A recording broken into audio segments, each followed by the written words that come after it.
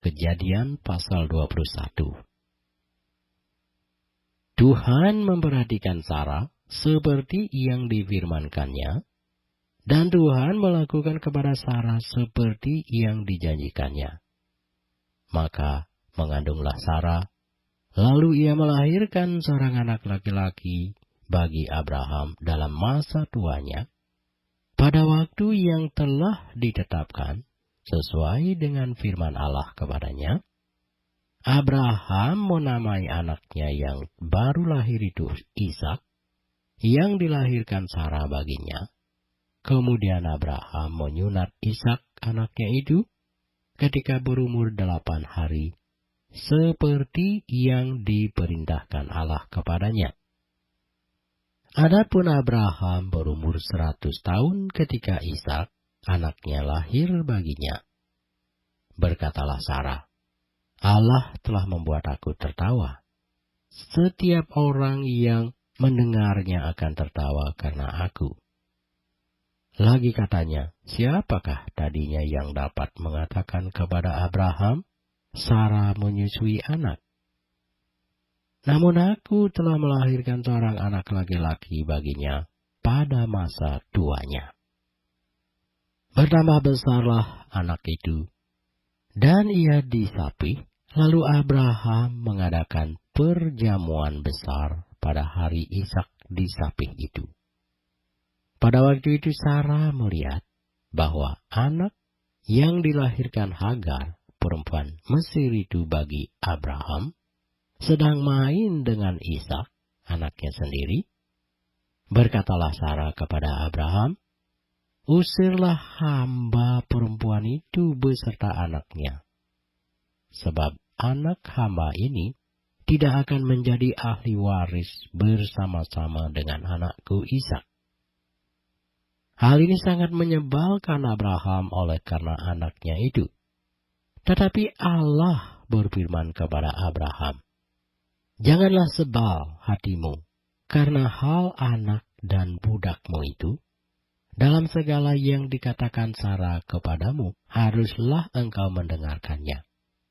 Sebab yang akan disebut keturunanmu ialah yang berasal dari Ishak. Tetapi keturunan dari hambamu itu juga akan kubuat menjadi suatu bangsa, karena ia pun anakmu.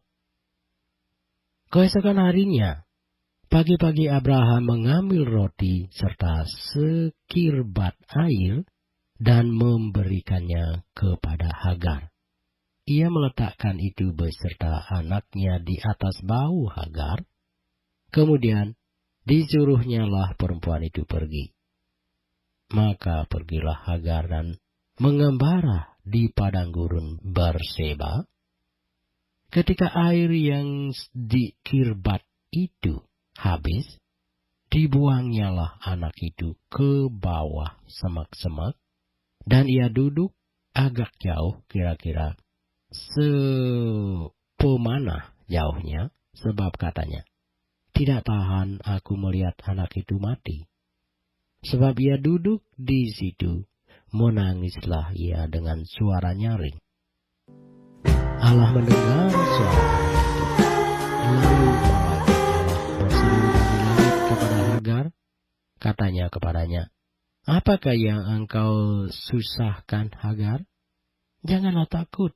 Sebab Allah telah mendengar suara anak itu dari tempat ia terbaring.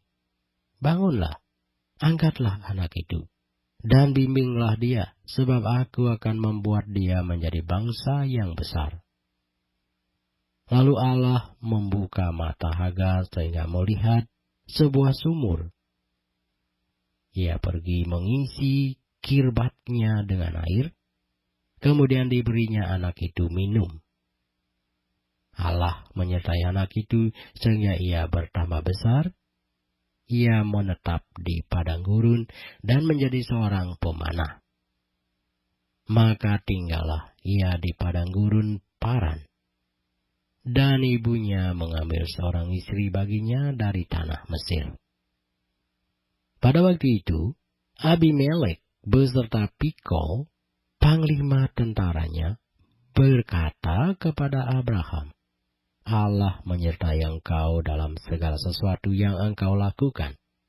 Oleh sebab itu bersumpahlah kepadaku di sini demi Allah, bahwa engkau tidak akan berlaku curang kepadaku, atau kepada anak-anakku, atau kepada cucu cicitku, sesuai dengan persahabatan yang kulakukan kepadamu. Demikianlah harus engkau berlaku kepadaku dan kepada negeri yang kau tinggali sebagai orang asing.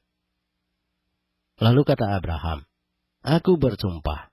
Tetapi Abraham menyesali Abimelek tentang sebuah sumur yang telah dirampas oleh hamba-hamba Abimelek. Jawab Abimelek, aku tidak tahu siapa yang melakukan hal itu. Lagi tidak kau beritahukan kepadaku, dan sampai hari ini belum pula ku dengar. Lalu Abraham mengambil domba dan lembu dan memberikan semuanya itu kepada Abimelek. Kemudian kedua orang itu mengadakan perjanjian.